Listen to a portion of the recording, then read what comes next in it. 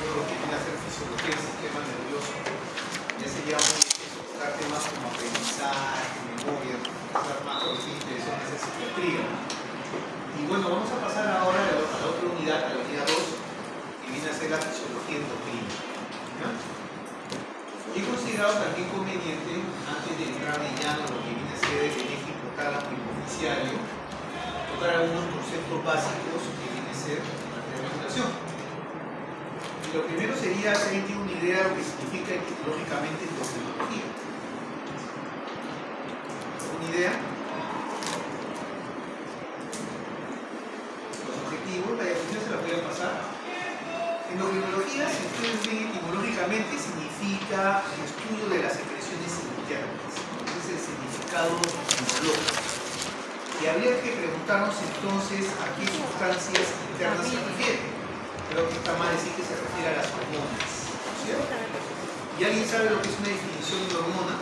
Cuando han llevado a la parte de biología deben haber tocado algo de las hormonas. ¿Alguna idea de lo que es una hormona? ¿Nada? Una hormona tradicionalmente se define como una sustancia, en este caso una sustancia orgánica, que es secretada hacia el torrente sanguíneo para ejercer su efecto en un órgano situado a distancia. Esa es la definición tradicional de hormona.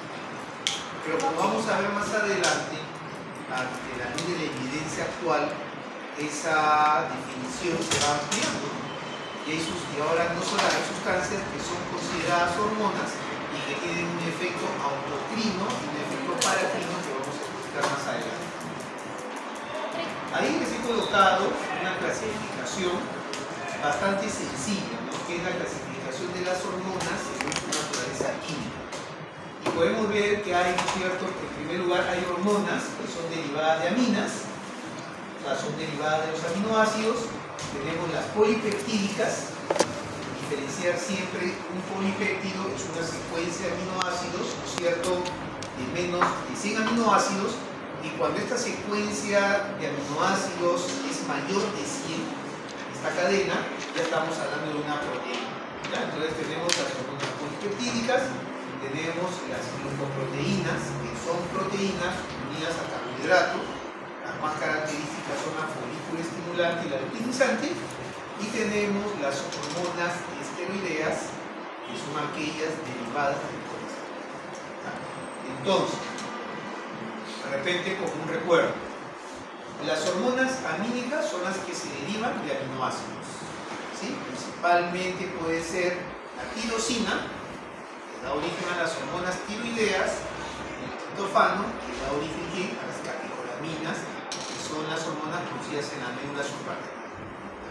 Luego tenemos las más numerosas, vienen a ser las hormonas polipeptídicas, ¿no?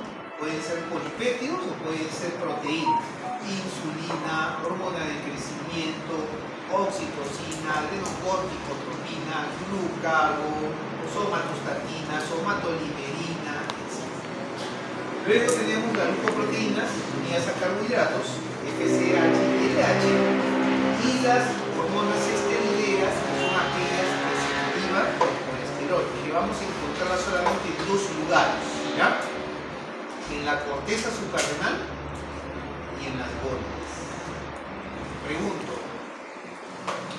¿qué gónadas conoces, doctora? ¿Qué gónadas conoces? A la doctora Leticia. ¿Qué gónadas conoces? Ahí lo soplan, lo veo chistando, lo llamo. ¿Cuáles son las gónadas? Ahora que es llevando anatomía, ¿cuáles son las gónadas? ¿Te acuerdas? Doctora, ¿cuáles son las gónadas? No. Porque siempre le perdí al costado, señora. A ti, ¿cuáles son las gónadas? Lo que yo sé es que hay masculino y femenino. ¿Ah? Que hay femenino y masculino, que el masculino son los testículos y las mujeres son los ovarios. Testículos en el varón, ¿no es cierto? Y ovarios. Esas son las gónadas. Ahí solamente en las gónadas y en la corteza suprarrenal se producen las hormonas esteroideas, ¿ya? Bien. Ahora, otro concepto básico que debemos dominar o recordar recordar en forma abreviada, es cómo ocurre la síntesis y el procesamiento de las hormonas esteroideas. ¿Sí? Y ustedes deben recordar, si vamos a hablar de las hormonas peptídicas, hemos visto, las hormonas peptídicas son polipéptidos o son proteínas. Y las unidades constituyentes de los polipéptidos y las proteínas son los aminoácidos. Pregunto, ¿cómo tiene lugar la síntesis de proteínas en la célula? ¿Recuerdas? ¿Cómo tiene lugar la síntesis de las proteínas? ¿Cómo voy a parar? Porque si no, no saben la síntesis de las proteínas. ¿Qué recuerdas? ¿Qué organelas participan de la síntesis de proteínas?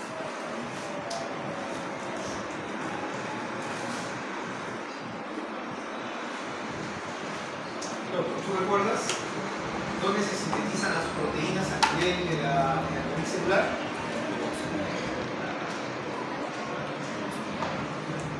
Tú que vienes acá de ti, ¿recuerdas? Es un concepto básico que debemos mantener. O sea, yo no le voy a pedir la ecuación de Nike con la medicina, pero por lo menos acordarme a nivel de qué organelas intracellulares tienen lugar la síntesis de las proteínas. ¿Te recuerdas? Ribosomas, retículo endoplasmático. Entonces la idea que le debe quedar a ustedes, al menos de la síntesis de las hormonas peptídicas, es que se van a formar a nivel de retículo endoplasmático rugoso, a nivel de los ribosomas, van a ser procesadas en el aparato de Golgi, pero lo primero que se forma es la preprohormona, o sea, se forma un precursor de gran tamaño molecular. Y esta preprohormona va sufriendo un procesamiento, es decir, se van cortando secuencias de aminoácidos y se forma una prohormona. Y esta prohormona también sufre extinción de secuencia de aminoácidos y me va a dar la hormona libre, que es la hormona activa, que es la que tiene la acción física. Y eso tiene, cuando vemos que la parte clínica es importante, porque muchos exámenes de laboratorio y muchas manifestaciones clínicas de las enfermedades endocrinas se explican por esto. Por ejemplo, cuando ustedes tienen un paciente que está presentando hipoglicemias, yo puedo pensar que tiene un tumor secretor de insulina. ¿Sí? Pero la insulina tiene escasa vida media. Entonces, ¿qué hacen? Se dosa el péptido C. No dosan insulina, sino péptido C. ¿Por qué? Porque cuando la insulina es sintetizada, como preprohormona, está formada por la insulina y el péptido C. Entonces yo ya sé que las cantidades de péptido C son equimolares a la de la insulina. Y como el péptido C tiene una vida media más larga, yo sé que dosando el péptido C, tengo una idea de cómo va la insulina. Así la insulina tiene una vida media corta. ¿Ya? Ahora, por otro lado, las hormonas esteroideas se originan del colesterol, o sea, se originan de un solo precursor, que viene a ser la molécula de colesterol, que viene principalmente de la nieve. ¿Sí? Entonces la pregunta sería, ¿cómo es que del colesterol, la corteza suprarrenal de este mismo precursor que es el colesterol, me va a producir aldosterona, me va a producir cortisol o me va a producir andrógenos? Eso lo vamos a ver más adelante. Eso ocurre ¿por qué? Porque en las diferentes capas de la corteza se expresan enzimas diferentes. ¿Sí? Esto está mediado genéticamente. Entonces, al expresarse enzimas diferentes en las diferentes capas de la corteza de la glándula suprarrenal, a partir de este cortisol se va a formar aldosterona, o se va a formar cortisol, o se va a formar ¿qué cosa? Andrógenos. Y eso también va a hacer comprender por qué cuando nace, ¿no es cierto?, una mujer con el déficit de una de estas enzimas puede presentar minimización, ¿no es cierto? Porque este colesterol, si yo no tengo la aldosterona sintasa, no va a ser dirigido a la síntesis de aldosterona, pero como la vía de los andrógenos está disponible, este exceso de colesterol va a ser usado para sintetizar hormonas masculinizantes. ¿Ya? Pero la idea que quiero que quede es la siguiente: las hormonas peptídicas se sintetizan primero por un gran precursor, que es la preprohormona, que va sufriendo un procesamiento, de modo que queda una hormona activa que es de menor tamaño. Y por otro lado, las hormonas esteroideas se originan de un solo precursor. ¿Dónde encontramos hormonas esteroideas principalmente?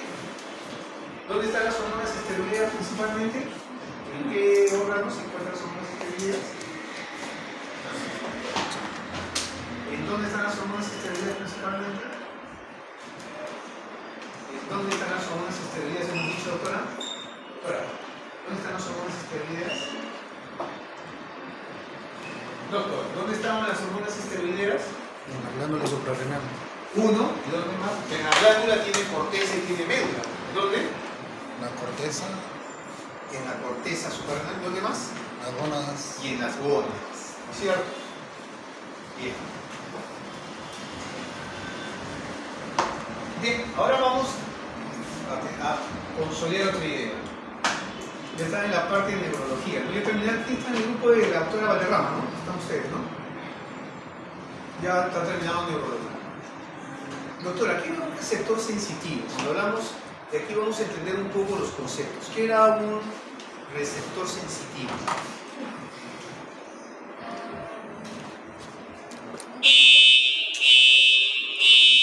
Sacó la campana. ¿Tienes las ideas? Exactamente, ¿qué Es un receptor sensitivo.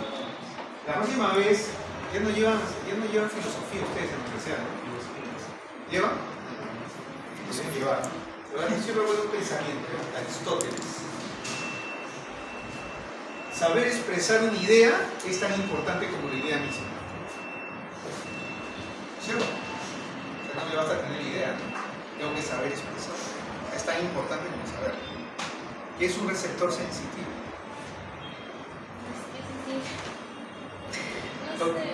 No sé, a ver. Doctora, ¿qué era un receptor sensitivo? Como los corpúsculos de Pacini son receptores sensitivos. Serían estructuras que tienen la capacidad de poder captar la sensibilidad del lector. Captar la sensibilidad. O sea, captar. Algo más elaborado. Habíamos dicho que eran transductores, prácticamente. O sea, convierten las distintas formas de energía en un potencial de acción. Es lo más sencillo de la definición. Energía mecánica, los corpúsculos de Pacini te transforman una energía mecánica como es la presión en un potencial de acción. Los conos y bastones te transforman una energía electromagnética que es la luz en un potencial de acción. Así es sencillo. Un receptor, y ahí viene el tema por qué tenemos que saber utilizar las palabras, ¿no? Es lo mismo un receptor sensitivo que un receptor hormonal. ¿No es cierto? Los receptores hormonales tú puedes definirlos como proteínas o péptidos a los cuales se va a unir la hormona para generar o activar vías de señalización que van a producir una respuesta fisiológica. ¿Ya? Esa es la definición de un receptor hormonal. Y lo que nos va a quedar como idea, dudo mucho que ustedes quieran ser endocrinólogos, pero al menos la idea que tienen que manejar es que las hormonas peptídicas tienen receptores de membrana y las hormonas esteroideas y las hormonas tiroideas tienen receptores nucleares. ¿Ya? Uno tiene receptores, las polipeptídicas o las peptídicas, receptores de membrana, las hormonas esteroideas y las hormonas tiroideas, receptores nucleares. Entonces, ¿cuál va a ser la diferencia? Vamos a tomar la hormona peptídica clásica, que es la insulina, y la vamos a comparar con la hormona esteroidea clásica, que es el cortisol. Entonces decimos que las hormonas peptídicas, por tener receptores de membrana, son de acción rápida, o es una acción no genómica. Y cuando hablamos de una acción no genómica, hablamos que no hay expresión de genes. Y le pregunto, doctora, ¿cuál es el producto final de la expresión de un gen? Ustedes han llevado biología, ¿no? Transcripción, traducción, ¿no? ¿Cuál es el producto final de la expresión génica?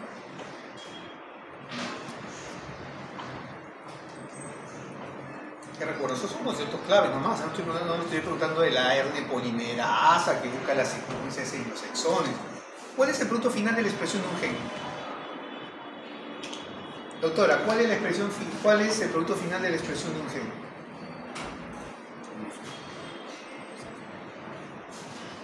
Doctor, ¿cuál es el producto final de la expresión de un gen? ¿cuál es el producto final de la transcripción, traducción? ¿Qué es el producto final de todo ese sistema? ¿Cuál es? Nosotros no tenemos idea, ¿no? Si yo veo biología, veo la factores de transcripción del ADN y todo, tengo que tener idea por lo menos cuál y todo eso, cuál va a ser el producto de la célula al final. ¿Ah? Una proteína, que puede ser una enzima, ¿no es cierto? Que va a producir un efecto. Entonces, los receptores de membrana no tienen acción genómica, por eso su acción es rápida pero de corta duración.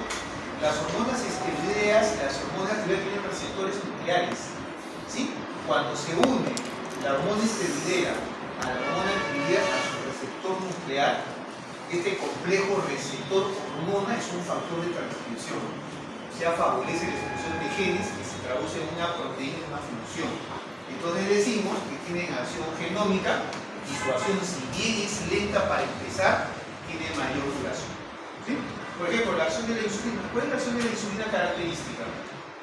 ¿Por qué conocen ustedes la insulina? ¿Cuál sería la función de la insulina?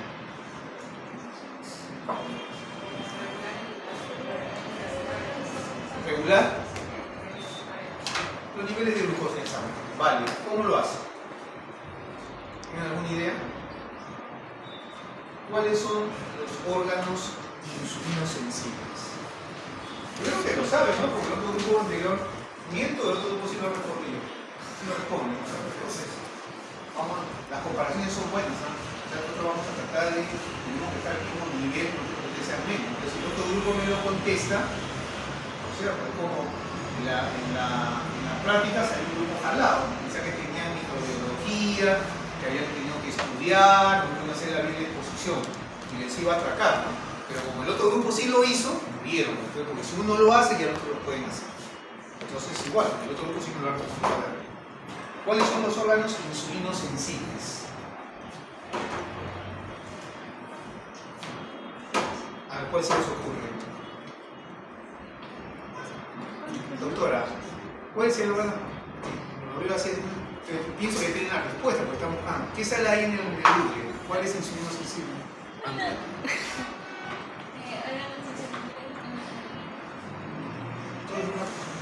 El músculo. O sea, la mayor parte de las funciones de bajar la glucosa, la insulina lo va a hacer a nivel muscular. ¿Sí? ¿Por qué?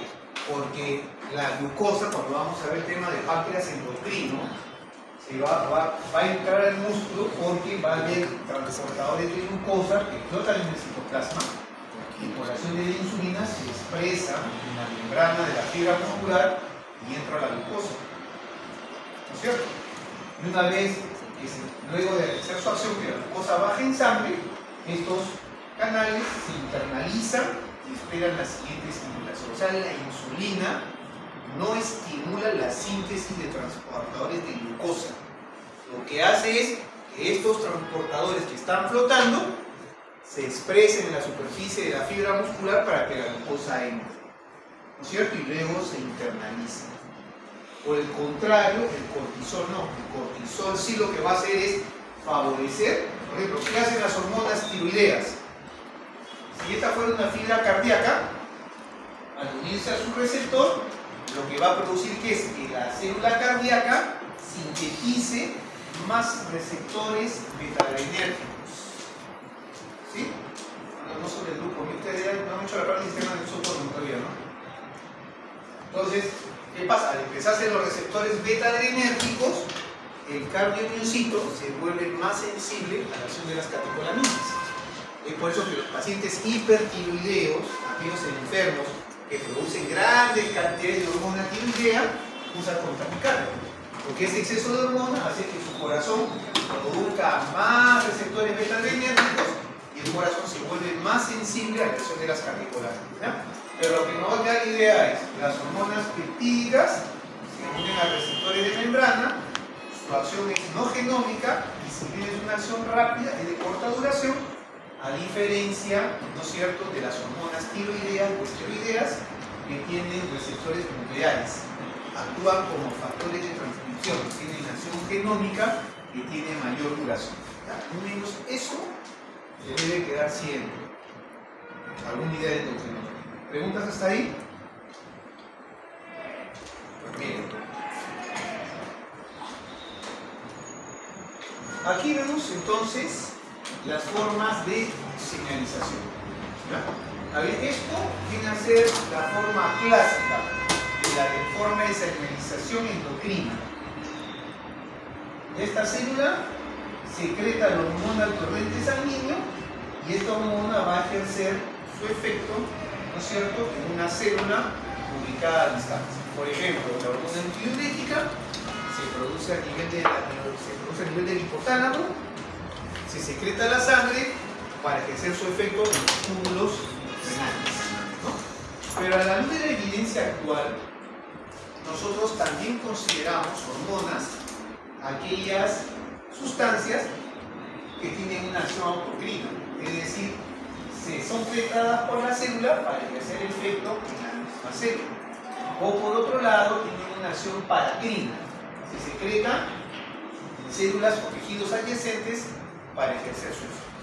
¿Ya? Recordar, entonces, ante la luz de la evidencia, también podemos considerar hormonas aquellas sustancias que tienen acción autocrina o que tienen acción paracrina. ¿Ya? Se dejó ya relajar endocrina, paracrina, endocrina. Bien. Esto habla un poco de lo que es el transporte hormonal. ¿Qué idea nos va a quedar? Que las hormonas peptídicas, al ser hidrosolubles, viajan libres en el plasma, ¿ya? A diferencia de las hormonas esteroideas y de las hormonas tiroideas, que porque no son hidrosolubles, para viajar en el plasma, tienen que viajar unidas a proteínas. Y ahí le pregunto, ¿cuál es el principal órgano productor de proteínas, doctor? Nadie habla. ¿Cuál es el órgano que está llevando inmunología, no es cierto? ¿Llevas inmuno? Ya, entonces dime, en el sistema inmunológico, ¿qué proteínas se produce y quién? ¿El sistema inmunológico produce proteínas? Está llevando inmuno. Hasta yo me acuerdo de eso. ¿Qué dices, doctor? ¿El sistema inmunológico produce proteínas? ¿Están llevando inmuno o no, doctor? ¿Están llevando... Ahí están los antígenos. ¿Ah? La secreción de antígenos.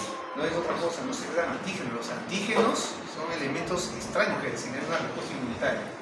Doctor, ¿el sistema inmunológico produce proteínas? ¿Cómo serían los anticuerpos? Ya, ¿y los anticuerpos qué es?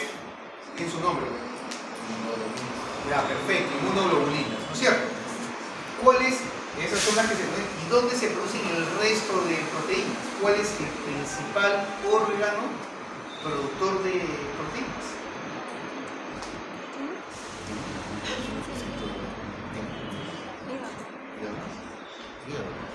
¿Cuál otro? El hígado, ¿no es cierto? Que te va a producir la albúmina, que es la responsable de mantener la presión oncótica. ¿Te acuerdas lo que es la presión oncótica, doctora? ¿Te acuerdas? Doctora, la presión oncótica, ¿recuerdan?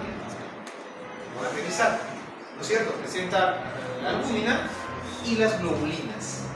Las globulinas son las proteínas que actúan como proteínas de transporte. Van a encontrar globulina fijadora de esteroides sexuales, globulina fijadora de cortisol, hormonas tiroideas. Y cuando desarrollemos la unidad, van a ver por qué hay situaciones, ¿no es cierto?, que al aumentar la síntesis de globulinas, aumenta la producción de hormonas sin que realmente haya una enfermedad. El embarazo. La mujer produce mayor número de globulinas transportadoras de cortisol, el cortisol aumenta, pero la fracción libre se mantiene constante. Porque sí, lo que deben recordar es lo siguiente: si bien cuando hablamos de las hormonas esteroideas y de las hormonas tiroideas, el 99% se encuentra unida a proteína de transporte, es esa fracción menor del 1% que es la hormona activa y la que ejerce el efecto fisiológico y los mecanismos de retroalimentación. ¿Sí? Bien. ¿Preguntas hasta ahí? Aquí vamos a otra parte. Aquí vemos la acción de las hormonas Y dice acá que estas son las principales hormonas que contribuyen a la homeostasis, ¿no? La hormona tiroidea, fuente de la tiroides, la acción controla el metabolismo basal en casi todos los tejidos, o sea, el consumo de oxígeno. Es una hormona termogénica. Luego tenemos el cortisol, que se conoce en la corteza suprarrenal, también participa en el metabolismo energético. Vamos a ver más adelante, ¿por qué? Porque favorece la neoglucogénesis. Ustedes han llevado bioquímica, ¿no es cierto? Sí. Y la glucogenólisis. ¿Qué es la neoglucogénesis? Creo que nadie se puede acordar del ciclo de Krebs, ¿no? Pero me tiene que haber sido bioquímica, me queda la idea básica. Doctora, ¿qué es la neoglucogénesis? En la cual participa el cortisol. ¿Y qué es la glucogenólisis? Te soplo. Yo te diría que el cortisol, cuando vemos más adelante, encima es una hormona catabólica, ¿no? Degrada proteínas y las convierte en aminoácidos. Entonces te voy soplando. Si es catabólica, ¿qué es la neoglucogénesis? La formación de glucosa a partir de aminoácidos, ¿no es cierto? O sea, el cortisol es una hormona hiperglicemiante, es una hormona de estrés, moviliza fuente de energía para que ustedes ante una situación de peligro o bien se trompeen o bien se van corriendo, ¿no? Entonces, esa es la función del cortisol. La vasopresina regula la osmolaridad plasmática a través del efecto de la excreción de agua. La hormona paratiroidea regula las concentraciones de calcio y fósforo. La insulina regula la concentración, como dijo la doctora, plasmática de glucosa. ¿Alguien me puede...? ¿Están todas? Estas son, claro, las glándulas tradicionales. ¿O me puedes decir otra glándula endocrina que te acuerdas? ¿Qué otra glándula endocrina conoces?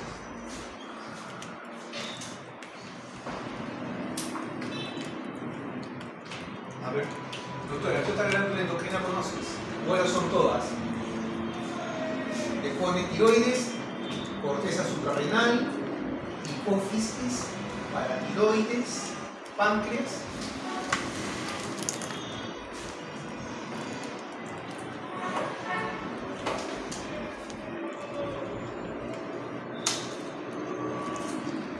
A ver, doctora, atrás, posadito, ¿alguna otra glándula endocrina?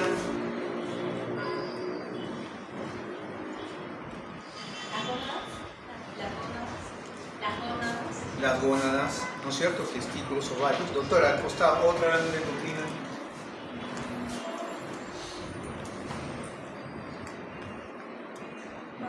Doctora, una glándula endocrina. ¿Nada?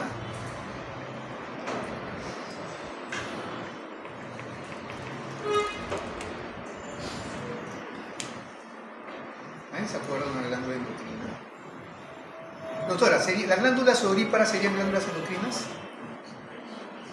A ver, vamos a agarrar a la doctora porque está concentrada y no tengo información.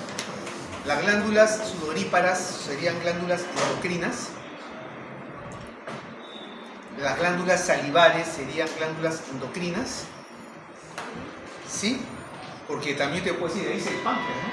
Pero hay un páncreas endocrino y hay un páncreas exocrino. ¿Cuál es la diferencia?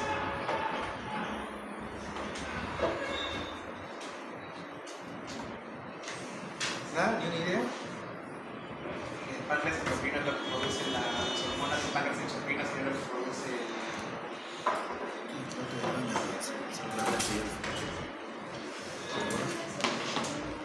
¿Qué produce el páncreas exocrino? ¿Ah? ¿Jugo gástrico? No.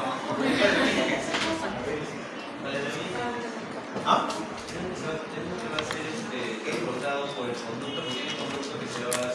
Ya, pero yo quiero bien plasmado. O sea, ¿qué produce? El doctor dijo mi hijo acá, el páncreas endocrino produce la insulina, ¿no? ¿Y el páncreas exocrino qué produce? Ya, ¿qué contiene el jugo pancreático? ¿No es la grelina? ¿Ah? ¿No es la grelina? ¿La grelina? No es importante. Entonces el páncreas, lo más importante del páncreas, ¿cuál sería la función? Pues ustedes llevan anatomía, cuando llevan anatomía tienen idea, ¿no? Doctor, ¿cuál es la función más importante del páncreas exocrino? Pero ese jugo pancreático, hasta ahí va bien.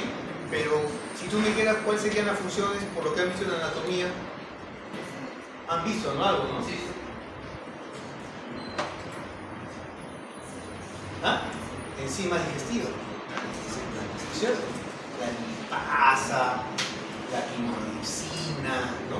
Casi todas las enzimas proteolíticas, todo, ¿no? La desoxirribosclasa, todo, como vamos a ver también. Entonces, sí, ¿cuál es la diferencia entonces entre el páncreas exo versus el endo? El endocrino son los siguientes patrones por los cuales se va a producir hormonas como la insulina, Ya. que van a ser ¿Y por qué se dice que es endo? Porque va directo al torrente sanguíneo, como Ya. comienzo, lo cual Y el páncreas exocrino, ¿por qué es exo? porque tiene un conducto que lo lleva directo a lo que viene a ser al duodeno, a la parte para Ya, va al duodeno, pero ¿por qué está dentro o está afuera?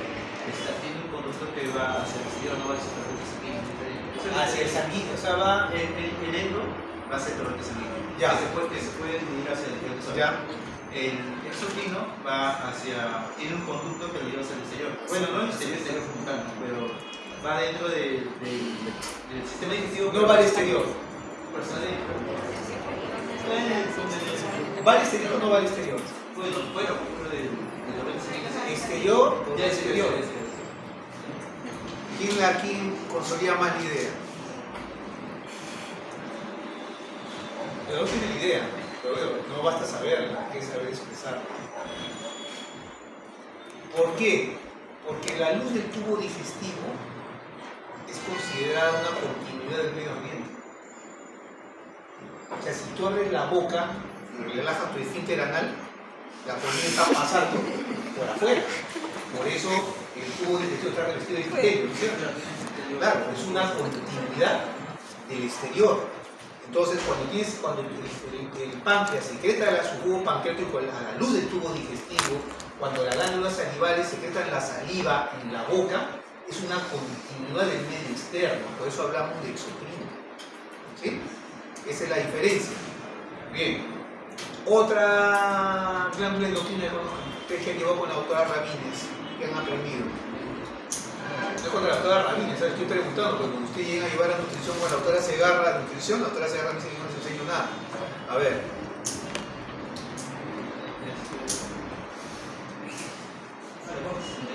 Ya están, ya, pero faltan ahí. Por ejemplo, ustedes cuando llegó con la doctora Ramírez, ¿no es cierto? ¿Han conocido hormonas ahí? ¿Han conocido hormonas? La doctora Ramírez ha conocido hormonas. ¿Qué hormonas han conocido con la doctora Ramírez? ¿Ah? Ya. Ya, otra.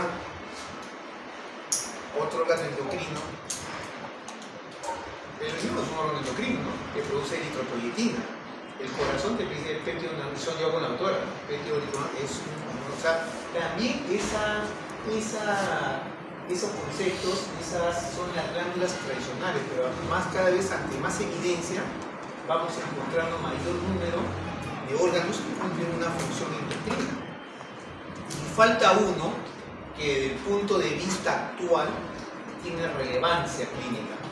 Es un problema de salud público, tener enfermedades. ¿Qué órgano endocrino está faltando?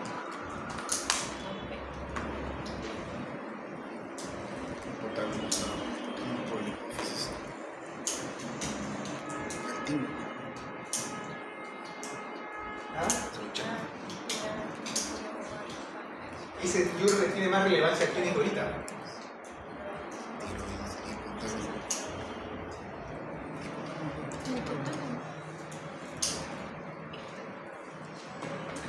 ¿Nada? ¿Alguna idea? ¿Tú tienes idea o no? ¿Cuál? El tejido adiposo. Bueno, mira.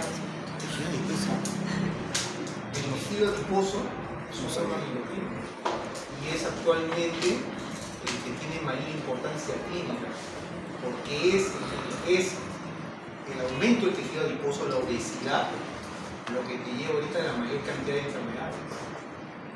La medicina, usted iba al infecto, vaya a la infectología, realmente cada vez han mejorado más los antibióticos. Entonces, ya realmente las enfermedades infecciosas no son tantas causas de muerte, son ustedes pudieran vivir, o sea, sin problemas, o van a morir de un evento cardiovascular o van a morir de cáncer. Ese es el destino. ¿Sí? Y en todos, el evento cardiovascular, la diabetes, la hipertensión, el colesterol elevado, los triglicéridos elevados, el hígado graso, son producto de la obesidad.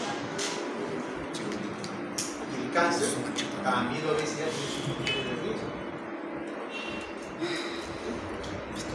Entonces, el tejido adiposo, el adipocito, actualmente, todo lo que he mencionado, constituye un órgano endocrino de importancia. Nosotros tenemos que combatir el sobrepeso y la obesidad, porque es una condición que nos lleva a factores de riesgo, hipertensión, diabetes, etcétera, que al final lo que van a condicionar es un evento cardiovascular. Entender siempre eso. ¿Preguntas? Entonces, hacer ejercicio.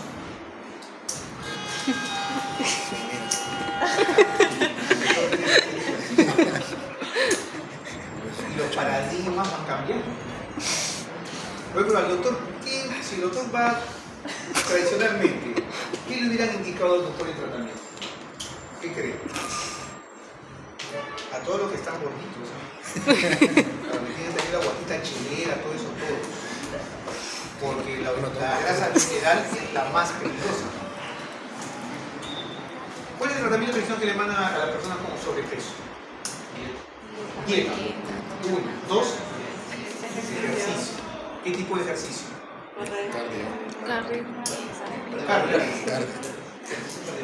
Cardiovasculares, ¿no es cierto? Pero la evidencia te demuestra que cuando tú lo mandas al paciente a hacer una dieta hipocalórica y le mandas a hacer ejercicio, lo que va a aumentar es su insulinoresistencia, o sea, no va a mejorar mucho. ¿Y por qué? Porque son un poquito distintos.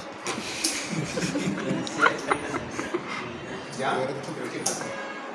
O sea, lo que te van a mandar ahora, la acción ahorita para las personas con sobrepeso es, tienes que bajar de peso, pero tienes que mantener la masa muscular.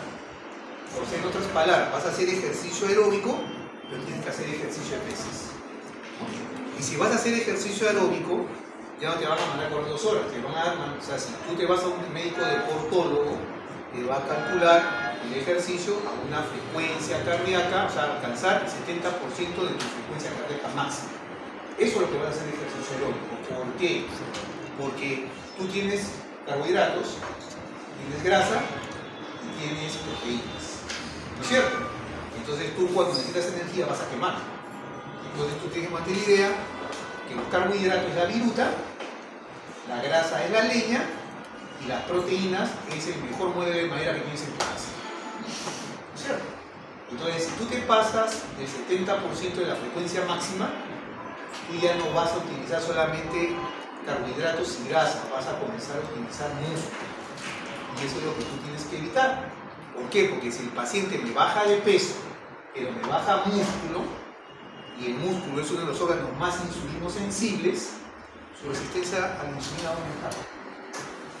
Entonces, lo que tienes que dominar eso en físico, ¿no? Si no lo van a quemar al señor, ¿no? Al final va a terminar siendo diabético.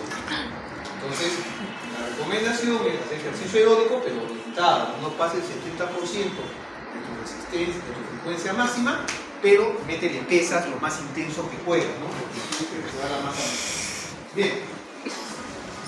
¿Preguntas hasta ahí?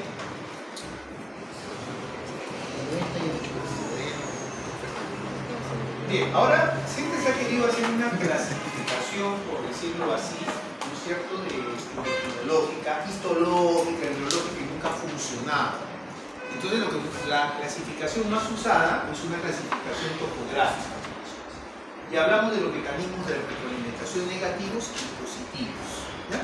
Esto, yo les puedo decir, viene a ser la base de lo que es la fisiología endocrina y es la base de la clínica endocrinológica. Entonces, estos sistemas de retroalimentación se refieren a que la hipófisis y el hipotálamo ejercen control sobre las glándulas periféricas. ¿No es cierto? O sea, no todas las glándulas, o mejor dicho, no todas las glándulas obedecen al sistema hipotalámico epofisiario. Hay hormonas, como puede ser la paratormona, como puede ser la insulina, que obedecen al metabolismo. ¿Ya? Pero uno de los sistemas más estudiados y más importantes es el sistema hipotálamo, hipófisis, glándula periférica. Entonces nosotros decimos que el hipotálamo y la hipófisis, las hormonas que produce el hipotálamo y la hipófisis, tienen un efecto trófico sobre las glándulas periféricas. ¿A qué se refiere un efecto trófico? Favorecen el crecimiento y favorecen la producción de hormonas. ¿Sí? Pero a su vez, y entonces hablamos, ¿no es cierto? Vemos acá, o sea, vemos como la liberación de la hormona liberadora de tirotropina por parte del hipotálamo estimula a la hipófisis a producir la TSH, la hormona estimulante de la tiroides. Y esta hormona estimulante de la tiroides lo que hace es favorecer la producción de tiroxina. Pero a su vez, ¿no es cierto?, la glándula periférica ejerce control sobre el hipotálamo y sobre la hipófisis. ¿Cómo así? Si bajan los niveles de hormona tiroidea, el hipotálamo comienza a producir hormona liberadora de tirotropina.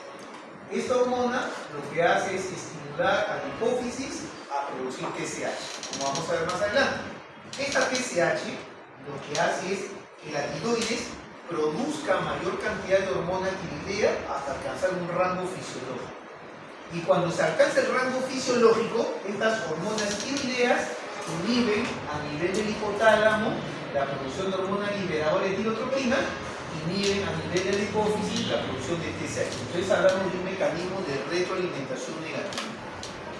¿Hay un mecanismo de retroalimentación positivo? Sí, muy escaso. El más conocido, cuando veamos, va a ser la LH, que estimula la ovulación de la mujer. ¿Ya? Pero nos quedamos con esta idea que vamos a ir desarrollando, los mecanismos de servomecanismos o retroalimentación, porque esto es la base, podría decir también, de la clínica de endocrinología.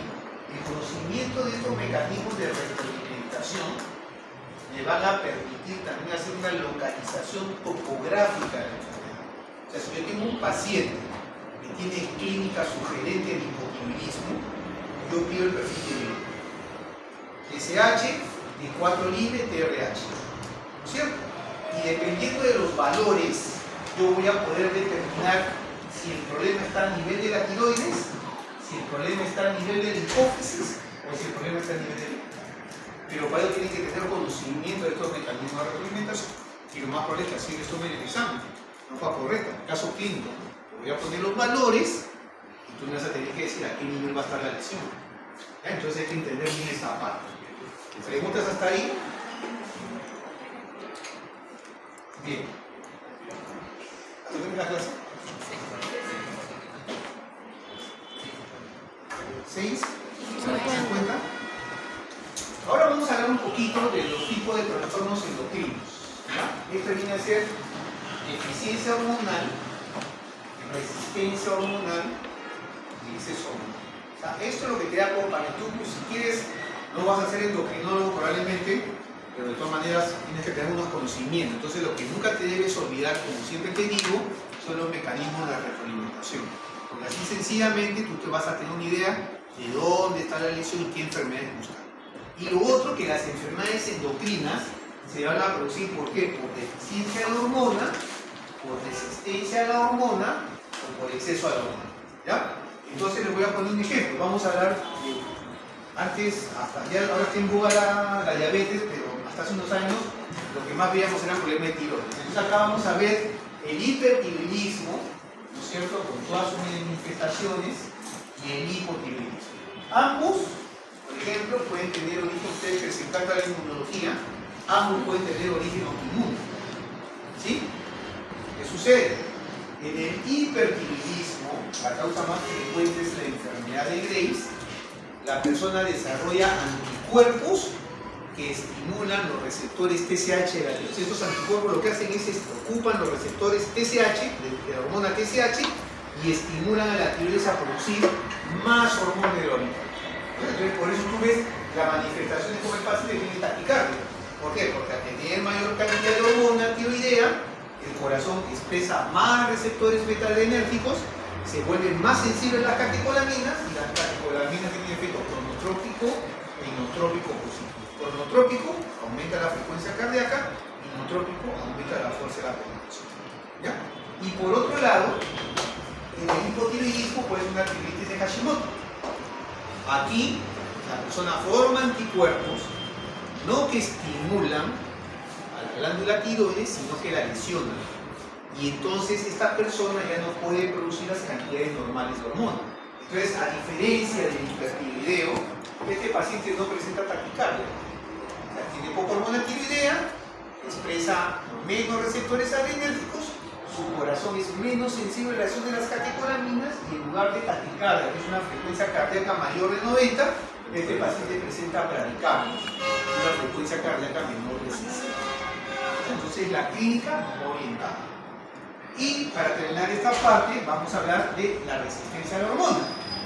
Entonces, vemos acá, este es un ejemplo de resistencia a la hormona. Vemos el tipo orquídea, todas estas bellas damas tienen el fenotipo de varón. O sea, realmente son varones. ¿Ya?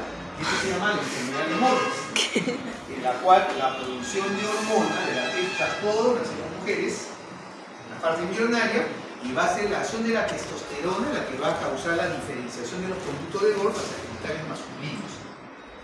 Ellas tienen el fenotipo varón, producen testosterona, pero no expresan los receptores para testosterona. Entonces no pueden, sus genitales permanecen siendo femeninos. Pero su genotipo, ¿cuál es el genotipo del varón?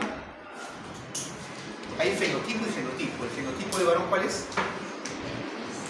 XY. O sea, tú le tomas su prueba, son XY. ¿Sí?